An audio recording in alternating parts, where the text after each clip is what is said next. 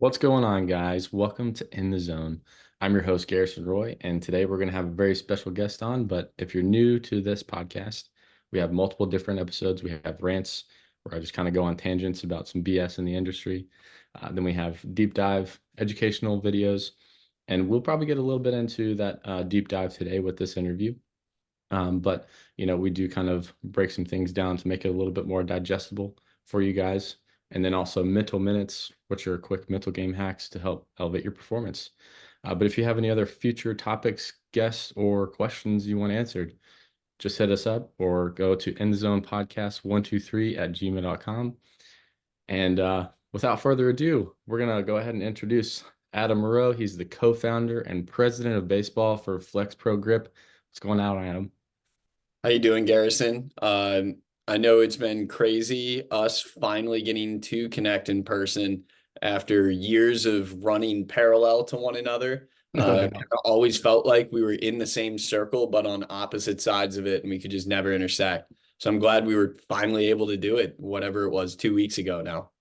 Yeah. We connected over at the bridge with I'm sure you had a lot of other connections going on during that time. So it's really just kind of an awesome networking event, I think, and hearing everybody speak and kind of sharing their insights on what forefront, what they're pioneering into the baseball world is really cool.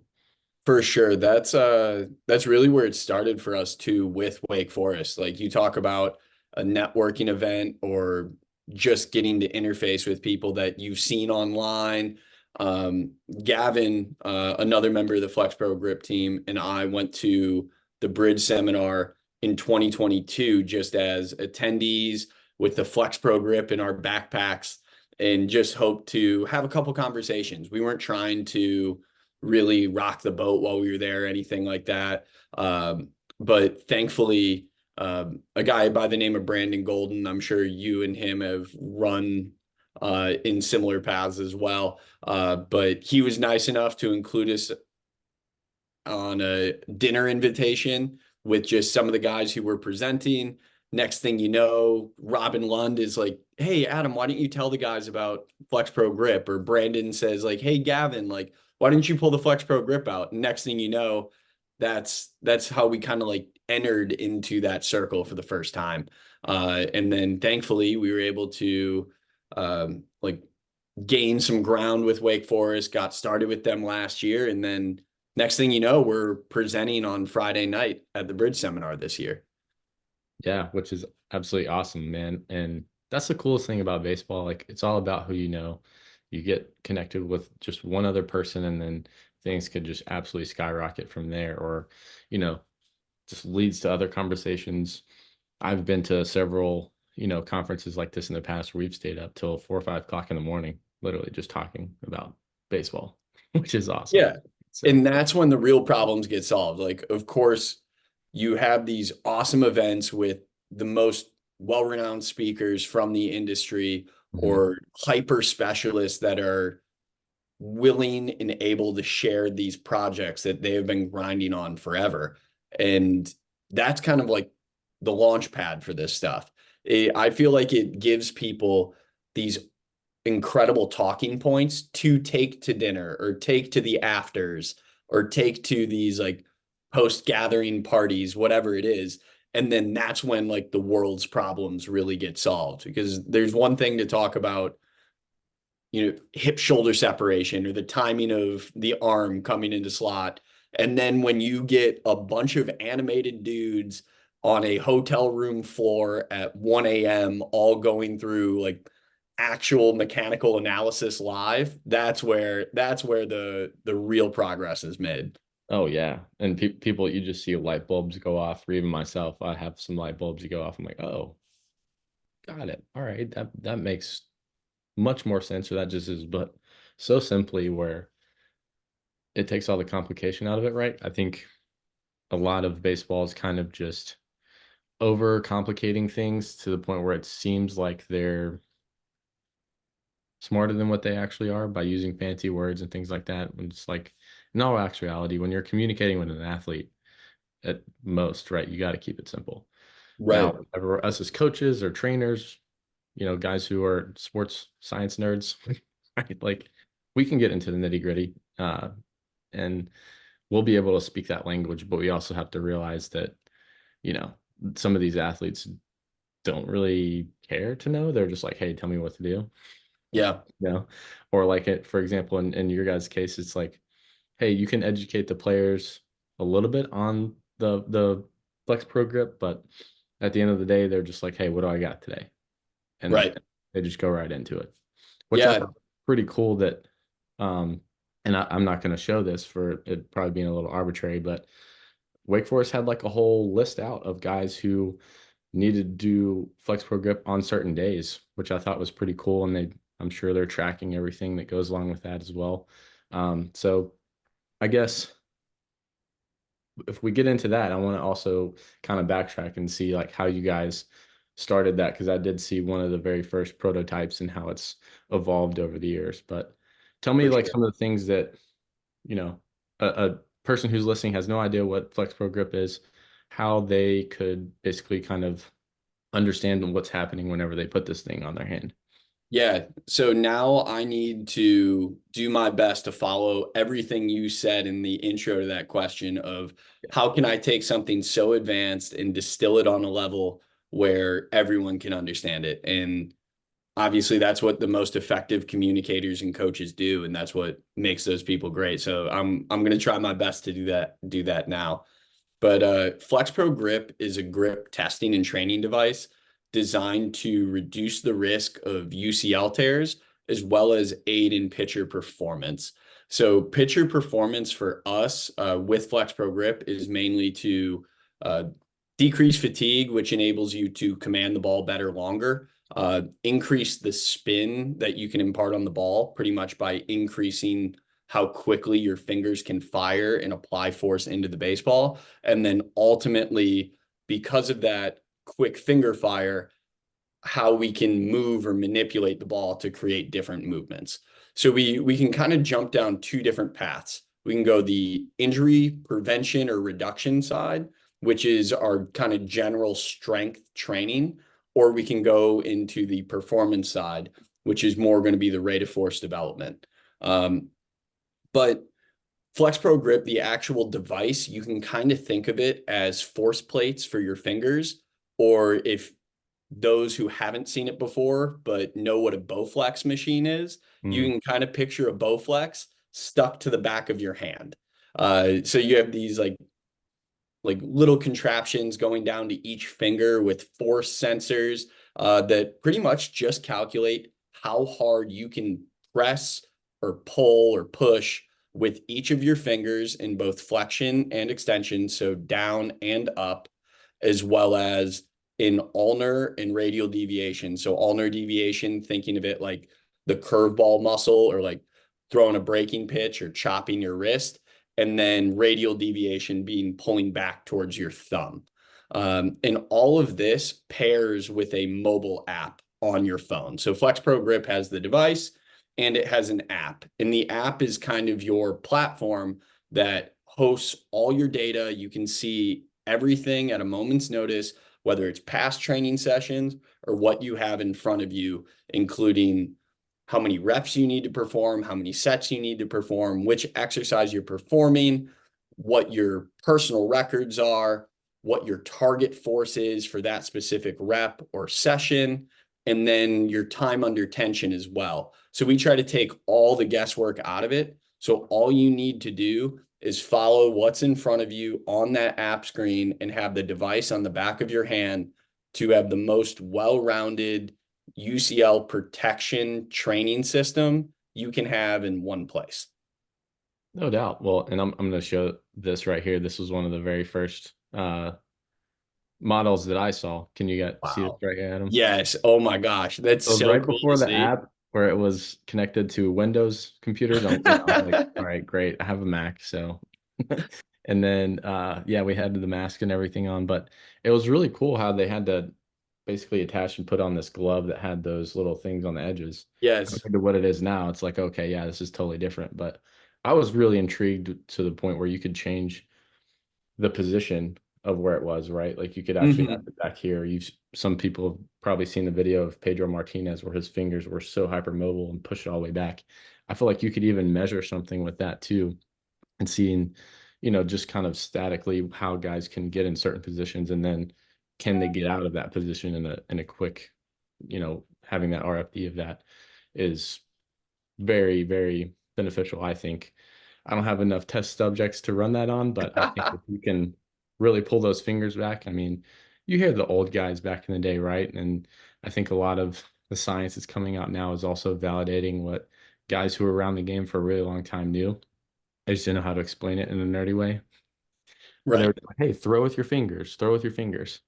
And that was that last little bit. And I was, funny enough, talking to Derek Johnson Okay. a few years ago. And this was briefly after I just first saw this. And I don't know if he Hmm. had a tip on it or anything, but he was like, yeah, guys, like no one trains the fingers. And I went down this whole proprioceptive rabbit hole with him where I was like, okay, yeah, like the hand has the most nerve endings, and then obviously your face has a whole lot of them. But I'm like, yeah, this is a really sensitive thing and something to kind of have a lot of feedback on, right? Because whenever you're, especially at the big league level with him, right? Like a lot of the feedback is, hey, how did that feel off your hand?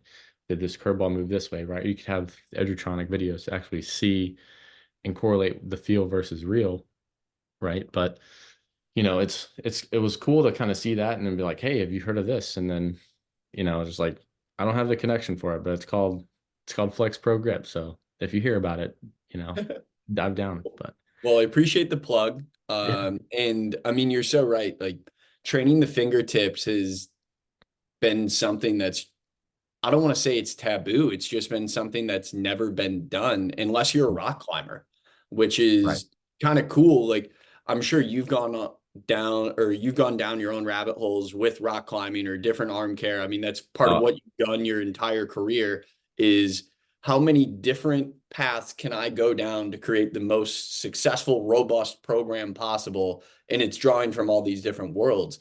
And really, when we were getting started with FlexPro Grip, and specifically with creating a device that we knew could target those specific fingers because the muscles that control the fingers ultimately can offload stress from the UCL and they overlay the UCL. So we knew we needed to turn to an industry that has knowledge of the fingers.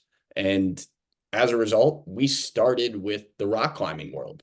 We knew we needed to take rock climbing principles to apply it to what we're doing with FlexPro Grip.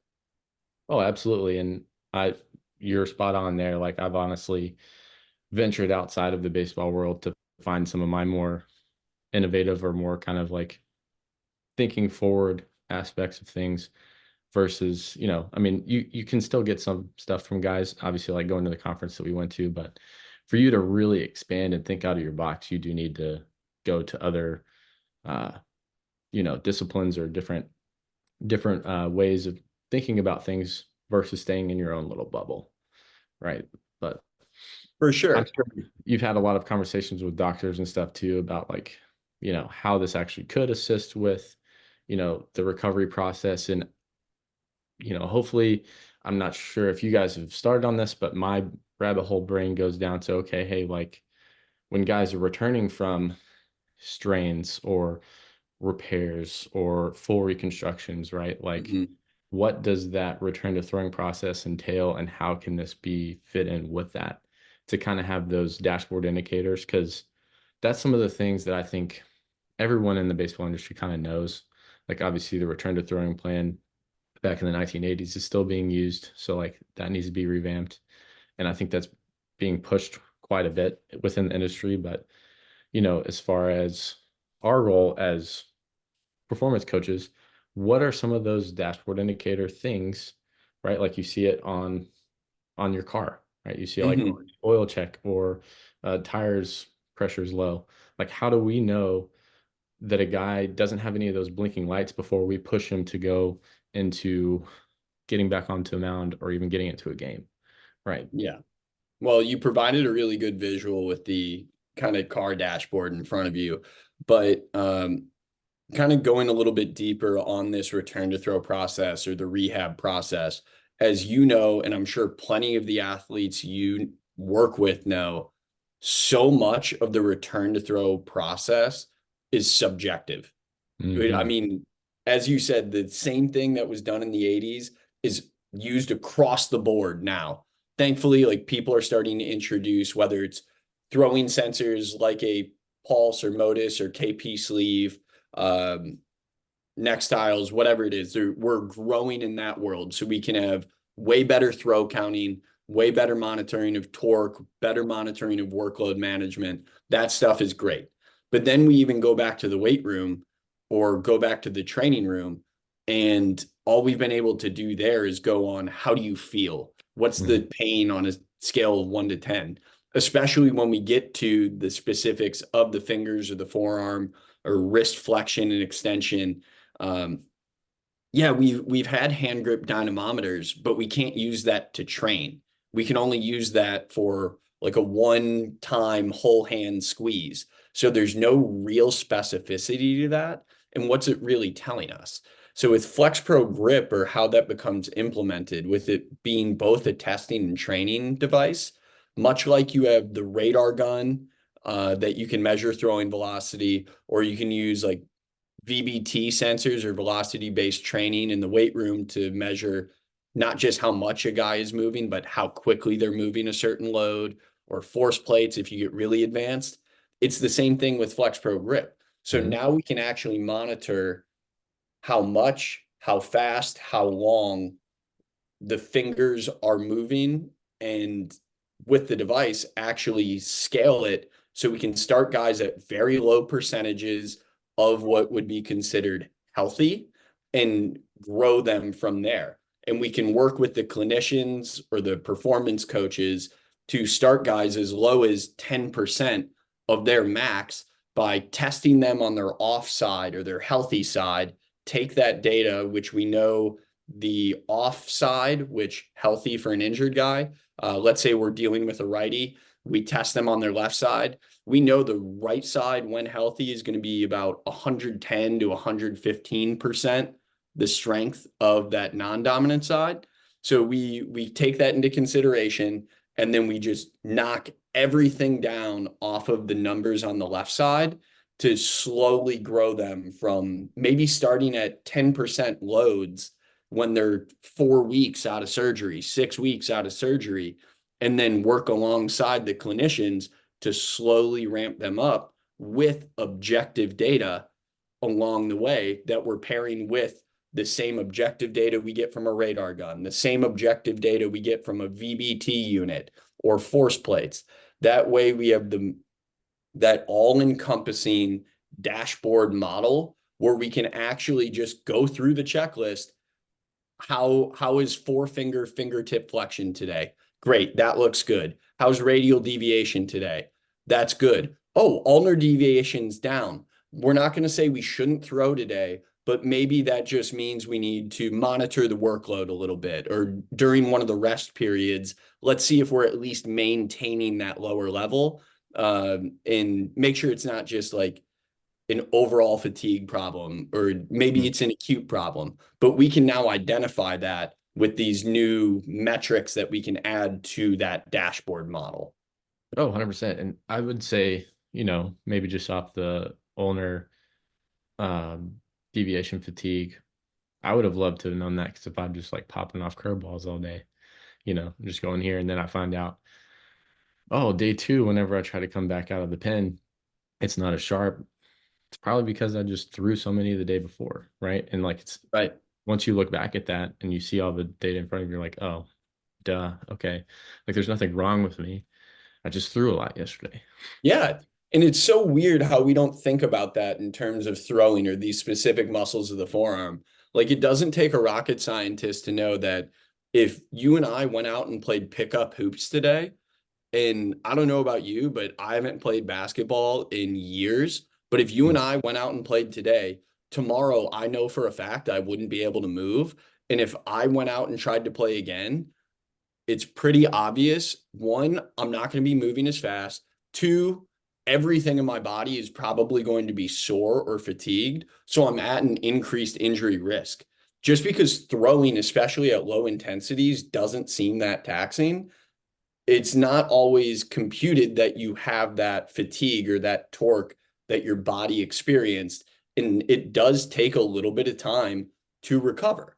So there's a couple ways you can go about that. Like with FlexPro Grip, we can monitor it. We can do like readiness testing to see how Yeah. those muscles have responded, I which think is that's huge. great, but that's Yeah. just testing. Then you can also do the training aspect so you know the muscles and tendons are capable of handling the loads that's so important for the actual sport that we need to perform.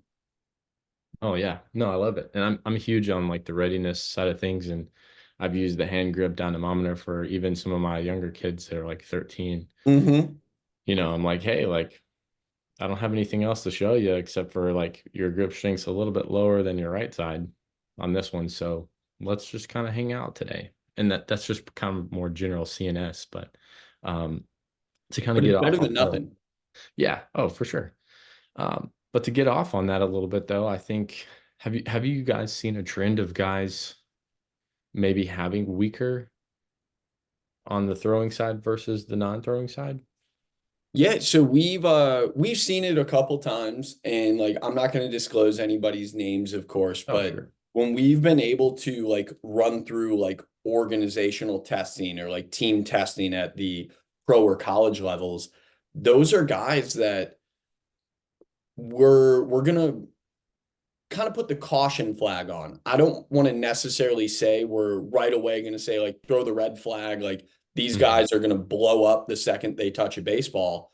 But it's something that's very important to monitor that we're going to take back to an organization or a team and say, hey, like I don't know if you want to retest this guy, if we just want to like slowly ramp him back into work or just like monitor him a little more closely. And really like that I think, as you would probably agree, I don't want to put words in your mouth, but we both heard it from Scott Emerson at Bridge Seminar, the A's pitching coach, is there's one thing to like have all this data and just say you're going to make decisions from it, but you can utilize the data to make more informed decisions. You don't have to always do exactly what the data says, but just understand the pros and cons or the consequences, unintended or completely intended, that come from whatever decision you make.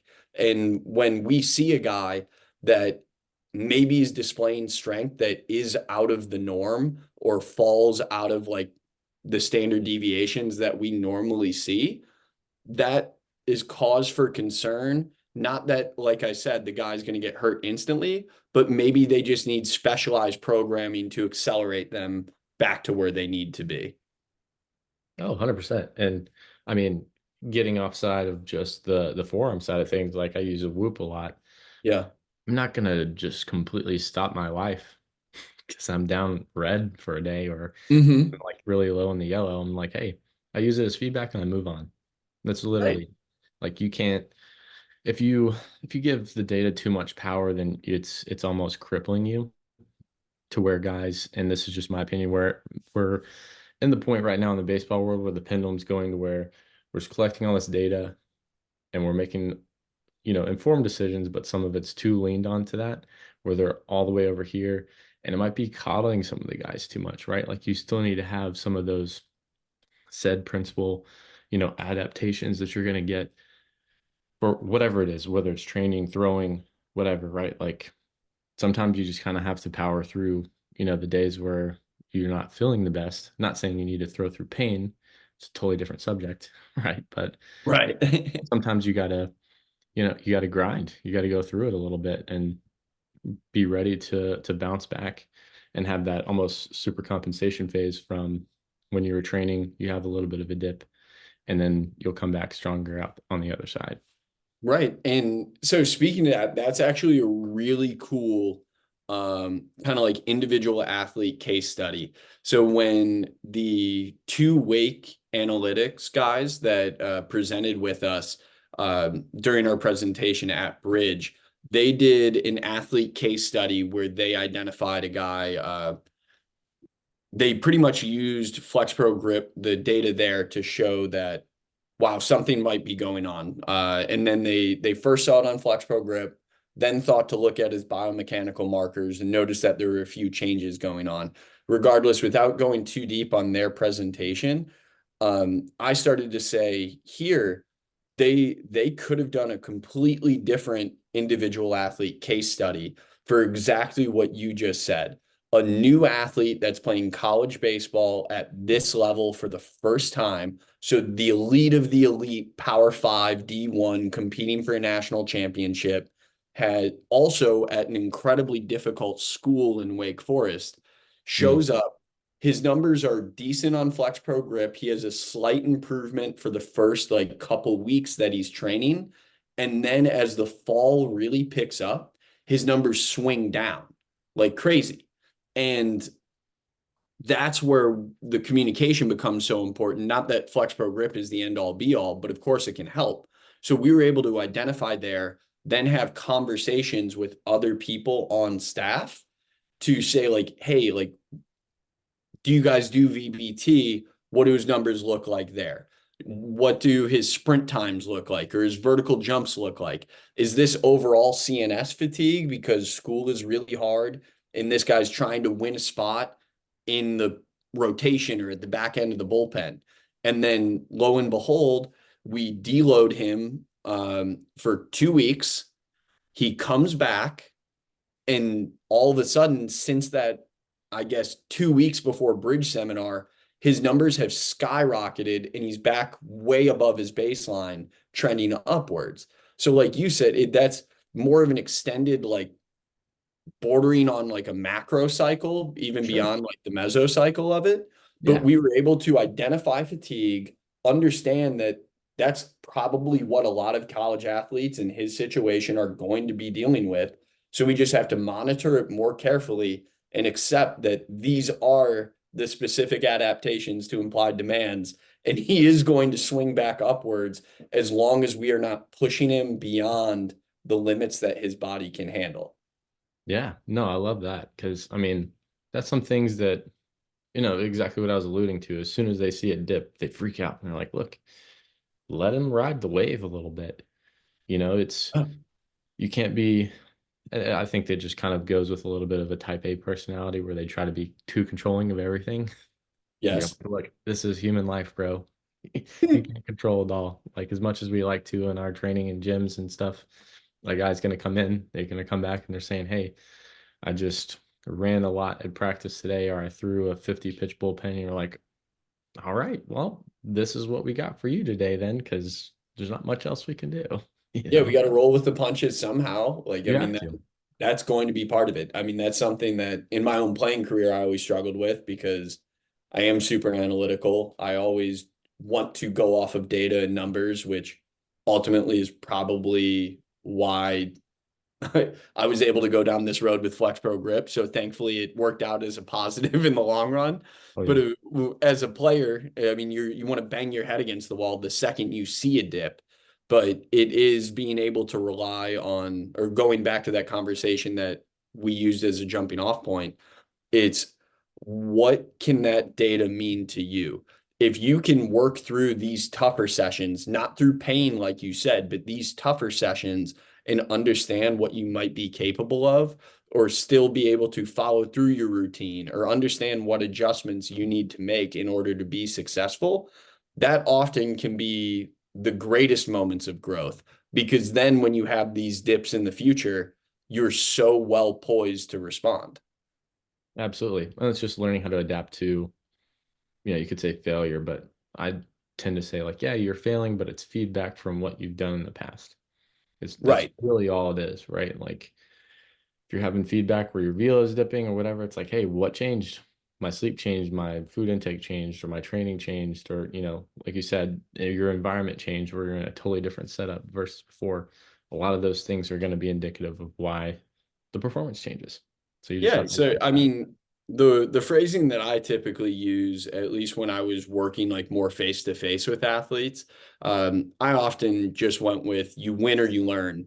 There's no Yeah, real losing, especially like, yeah, I love competing just as much as everyone else, and I want to win every game. And I'm not going to say you don't lose games, but when it comes to your personal development, you either win or you learn. And when you're successful, you're not always going to have those specific takebacks or takeaways that you can really assess to grow from. That's way more difficult. But like you said, if your velo's down on a certain day, you can go back to like, all right, what was I able to control that may have contributed to this? My sleep, my FlexPro grip readiness wasn't up. So not only like maybe it was a good thing that I wasn't throwing as hard because the most important muscle tendon units were fatigued or whatever. We can just go through all those controllables and learn from it to either prevent that from happening in the future or make sure we're in the best position to handle it in the future. absolutely. No, yeah, that's the name of the game right there, and what the essence of kind of the science part of coaching is, and then also the art to it is being able to communicate with the athletes, knowing what to do, when to do it, or when not to do anything, right? Yeah. So, well, I do kind of want to circle back where you mentioned the guy over at Wake where he had an initial spike. Have Yeah. you seen a traditional trend of, I guess, like the novice effect, if you will, for guys when they first start using this? Like, is there a consistent amount of increase in either performance or just how much they're, because it's a again kind of going back to an adaptation. They've never done this before, so you're going to see an initial spike, but then do you see like a plateauing effect, or how do you guys kind of run through that, or if at Yeah. all? So I'm going to try to make sure I can cover the science side of this, but also keep it on just a conversational level. Sure. So as you said, when guys start training, this is a completely new thing that they've never done before. So we're seeing significant strength increases like crazy in the Yeah, mostly first few weeks. neurological too, right? Which is awesome. Say that again, sorry. It's mostly neurological, right? Like, Yeah, exactly. Yeah, because so you stole the words right out of my mouth saying it's neurological. Like this is the exact same thing of taking an eighth grader who has never been in the weight room before and having that kid squat or bench or deadlift or whatever for the first time.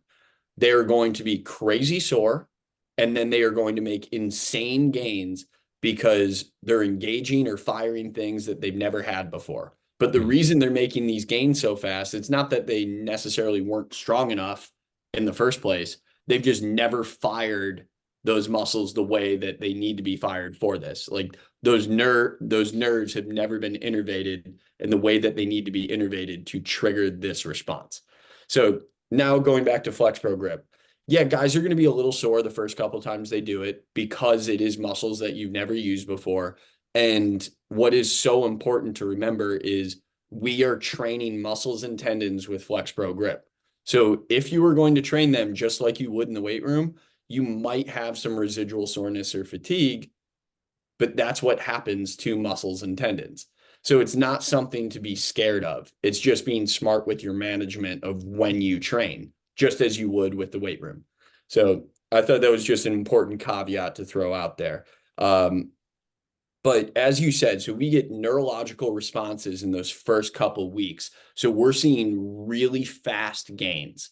Then I don't want to call it a plateau, but a slower trend or that line starts to level off.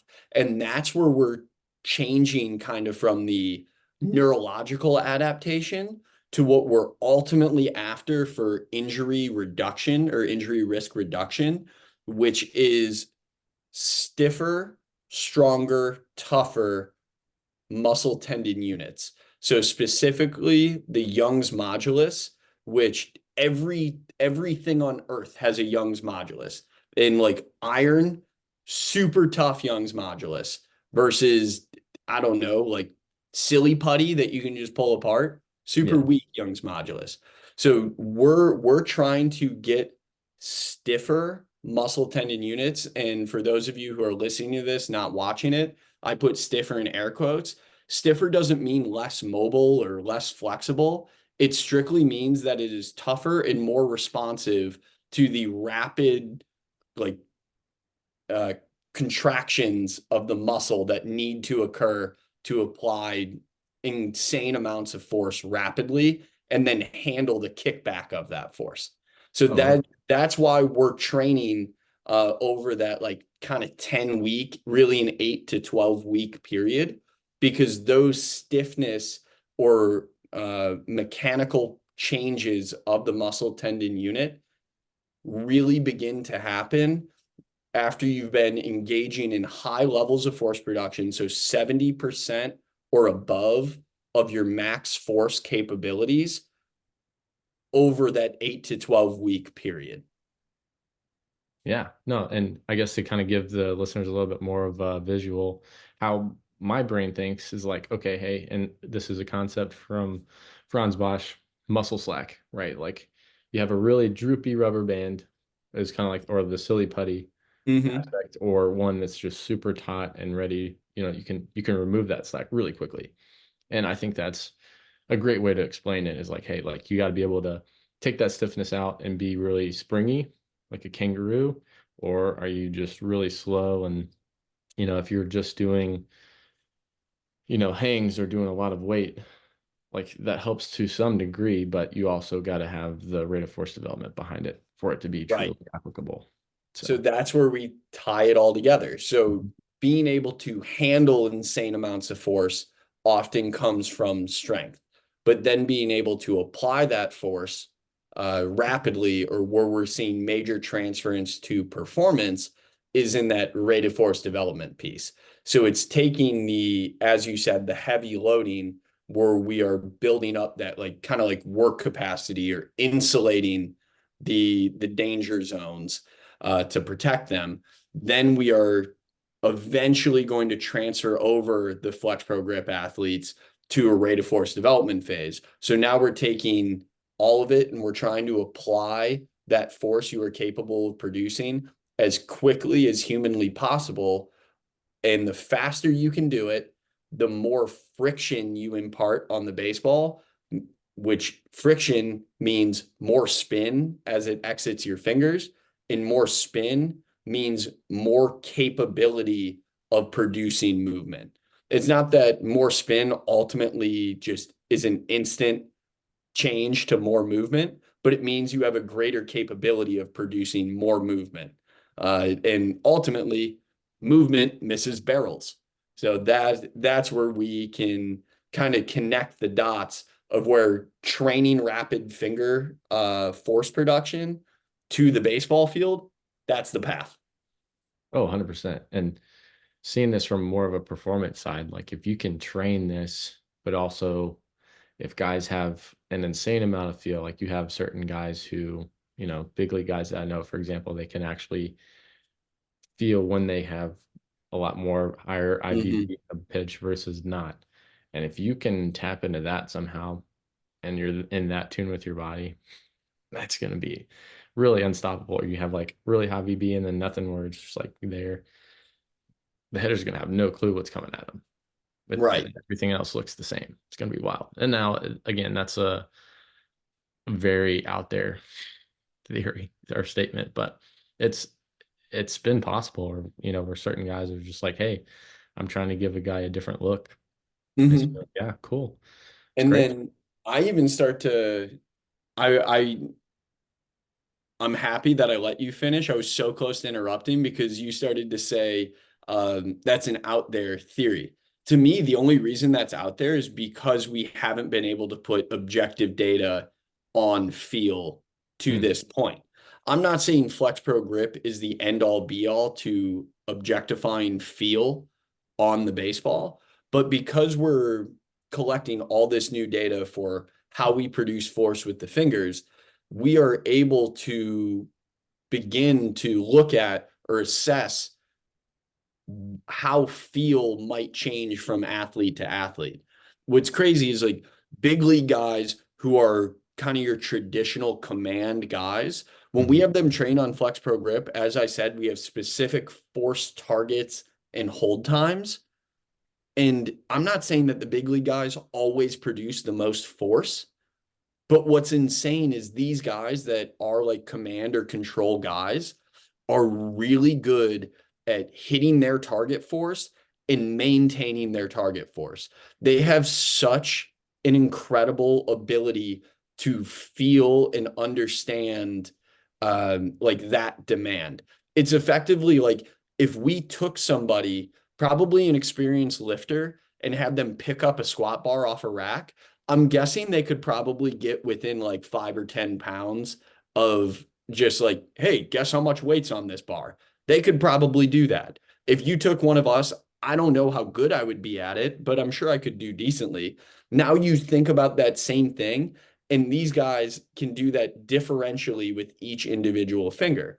So then, because of what we can do with FlexPro Grip, we can begin to understand what the actual numbers are when an athlete says like, oh, I feel 75% of my pressure on my index finger. Okay, so what actually is 75% of your pressure? And then what does that do to your pitch? So then what happens if we change it to 80% or drop it down to 60%? And then we can train that on the side with FlexPro Grip to develop the actual feel. So we can begin, like you said at the beginning, merge that feel with real in a whole new way. Sure. Oh yeah. That'd be when you're able to merge all that together, that's a really bulletproof system right there. I think it's awesome. Yeah, But and sorry to keep going on this because this is the stuff that really excites me. It's less like what we have to date, and then like of course it's continued development. It's how can you continue to get better with what you're already doing. And that is, yeah, there's some science to it, but there always is going to be an art because it's the individual pitcher. It's what is going to be best for that individual in the given moment. What is going to enable that person with their anthropometrics to be as successful as possible in however they move. And so why should everybody pressure a ball the same way or throw it with the exact same like cues or feels when there might be something that's more productive for them out there that we just haven't been able to put data to yet? sure. Oh yeah. It makes total sense. And for some other things that maybe, just throwing something out there for the listeners, there's probably a nutritional aspect to this too, especially if you're trying to get your tendons a little bit stronger. I'm just kind of remembered a Just Fly podcast where they were talking about collagen and vitamin C. And if you take that along with doing this training, you kind of, I don't say expedite completely, but you can definitely help facilitate that tendon stiffness when you're doing Yes. something like this. So, Yeah. And by chance, was that the Keith Barr episode or was that a different mhm. tendon Yeah, health I couldn't episode? think of the name first, but yes, Yeah, it, okay. So like Keith Barr is like that's one of those guys that like no matter where we go, I feel like we need to give a thank you to because like that's this might be just like going off on a different diatribe, but I'm sure this is stuff you experience regularly. Like I'm sure people ask how you got to this point in your life, and it's just you were super curious and you never accepted an answer just for what it was. You always had to understand the why behind it. And mhm. that's pretty much where we or how we have gotten to this point with FlexPro Grip. It's like I was a baseball player and a business major. And then my business partner, who also happens to be my father, was a basketball player and a business major. We're not doctors, we're not like clinicians, but what we understood is that there is a ton of free and accessible materials on the internet that anybody can read and find and run through and ask whatever questions they want to ask. And as weird as it might sound, all these authors care a lot about what they published on. So they want to answer questions about what they wrote about. Mhm. So it is as simple as read something, try your best to understand it, and ask very pointed, they don't have to be sophisticated, but intentional questions about specific information. And I promise it's just going to keep you moving forward and probably open up a whole new door for you to walk through. And that's what happened with FlexPro Grip. it started with me explaining to Daryl, my father and business partner, that the muscles that control your fingers actually start at either your elbow or kind of like up near the upper part of your forearm. And that was mind boggling to him, to think that you had muscles that controlled your fingers that weren't in your hand. And like to think that's where we started with this in 2018 or 2017 and got to this point. It's just crazy to think about. That's because we just kept asking why and never took just words on a page for a straight up answer. Or that's the way it's always been. Yeah. You always hear that every once in a while too. But no, I think that's beautiful. Great way to kind of segue at the end of this, but I definitely want to leave you a little bit too to plug the socials, how people can get a hold of you, and then also off air, we did talk about a new thing in the works that you guys are working on. I want you to touch on that because I think it's really awesome. For sure. Socials are pretty easy.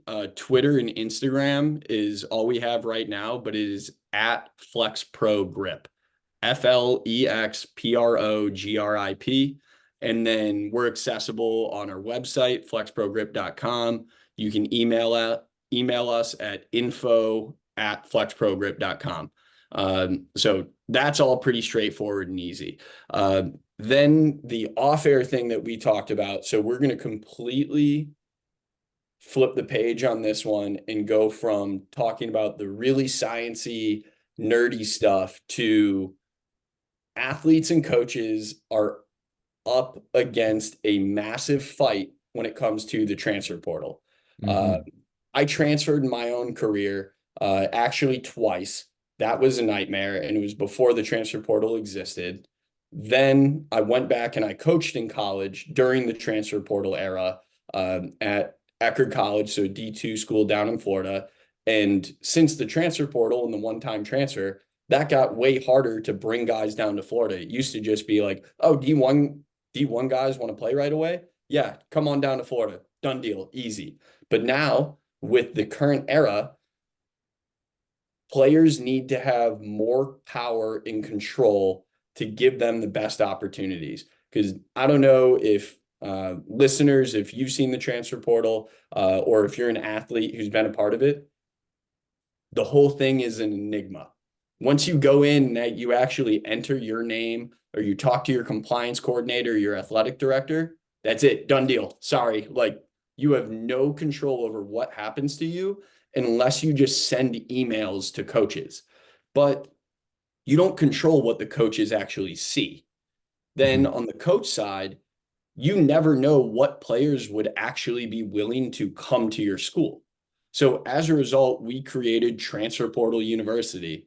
And Transfer Portal University is a third-party transfer portal platform, completely free right now. It'll always be free for players. There will probably come a time where we start to charge a subscription to schools or coaches.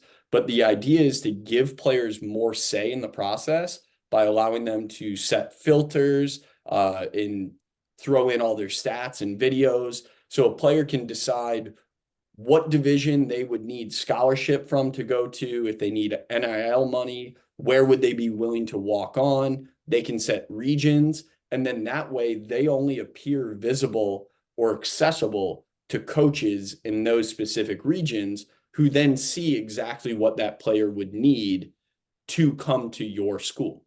Then on the coaching side, we're trying to save you time.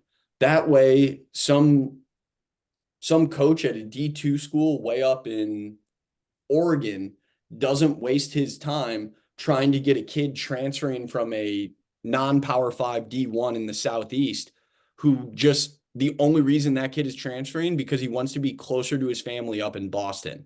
And that way, like maybe that kid will go to a D2, but he wants to go up to one of the NE10 schools. And there's no chance that kid wants to go across the country. And like, that's not to say the kid can't play there or won't play there. But if he didn't put that in his filter, why should the coach be sending email after email or phone call after phone call trying to convince a kid to go across the country? Oh, for sure. And I'm sure you guys have thought about how this could integrate with like True Media or, any of the other synergy, I think is another one that college uses a lot that, you can actually have validated for the levels that have it, I guess, of course, but because there's always those guys that can inflate their stats a little bit, or like you see it on Twitter all the time. They like say they're one thing, and then you look them up, and actuality, it's like 2, 3 miles an hour lower, or the ERA is totally different. Yep. It can be two Yeah. totally. And I think that's actually like another really important piece. Like having that validated data is so important because what we're trying to do with Transfer Portal University is not become a recruiting service. It is Yeah. literally just a platform. We're not trying to boost kids. We're like, yeah, we want the kids that enter Transfer Portal University to get signed, but that's just because playing college sports is awesome. So Mhm. like I don't care where you go. I think if you're a college athlete and you want to continue to be a college athlete, you should find a place to go do it. And I don't care whether that's the biggest D1 ever or if it's an NAIA school with 85 kids at it in North Dakota. Like it doesn't matter. Like go compete wherever you want to compete. And all we can do is create this platform so you can showcase yourself in whoever you are, not who you project yourself to be. And then Oh, it's just about creating that platform to make the connection. absolutely. Well, and I think where a lot of value is being held to now, obviously, like Wake Forest is probably going to be the number one school, but another reason why a lot of guys are probably deciding to go there versus other schools that may even be offering them more NIL money is just the overall development piece that they're actually investing into your career. They know what to look at. They're not just kind of going old school and going based off of feel, right? So I think that also alone is going to be really valuable to know. Maybe not something that you guys could put in transfer portal U, or maybe you could. You could just have schools labeled as progressive in, Mhm. training or something. I don't know. Where, you know, where I kind of see this, and I had this episode, and you guys can listen back to this episode 110. There is a database out there for you guys to go back and look and see the transfer portal percentages per year. So you can see, okay, hey, there was 50% of the guys that went to school here last year transferring out. Why? And that kind of tells a little bit more of the story. I'm not going to name any schools, but they're all out there and you guys can go and look at them, right? But it's like there's probably other reasons to why people are leaving other than just they want to get the bag or they want to do this or they just Yeah. want to play, right? So, Yeah, there's a ton that goes into it. And I mean, some of it's on schools, some of it is on the program itself, some of it's on the player in their ability, and then some of it's on the player's personal life. And like I'm not going to say like, oh, somebody is wrong for wanting to transfer. It's the world that we're currently living in. yeah. And I would love for people to be able to make the most informed decisions possible on both sides, player and coach. And we just tried to create an equal platform for schools of all levels to do it. Yeah. No, I love it. And is it going to be more than just baseball? Is it like multiple sports or? Eventually, yeah. So right now it's baseball only. As I'm sure you can imagine, this is easiest for sports with a strong statistical backing. Mm, So we'll instantly add softball. That's a no-brainer next addition. And then honestly, like the next sports that are probably the easiest are going to be like golf, track and field, and cross country because okay. there's no real subjectivity to those sports. Like, yeah, for golf, like some courses are harder than others, but you can look at a slope rating and your score is your score versus like football or even basketball, like what becomes a little bit tougher for us there down the line. Maybe there's a way that we can do it, or soccer is like so much of that is dependent on the system you're in, or like Mhm. how can we give really good statistical evidence to a left guard on an FCS football program or a right back on a Division II soccer program. Like that kid might take 3 shots a year, but they might be the best defender in the country and should be playing at a Power 5 school. So, it's those sports become a little bit tougher, but anything with very strong objective data will be very easy for us to add down the line to Transfer Portal University. Cool. I love it. That sounds really awesome. And where do you find info on that? Okay, so we have transferportaluniversity.com. And then our socials are a little bit tougher than the FlexPro grip ones, but at Transfer Portal U on Instagram, and then on Twitter, it's at the TP University. University all spelled out. Okay, cool. Yes. Love it. Heck yeah. Well, Adam, I appreciate your time, man. This was an absolutely fun episode. And for those of you listening, stay in the zone.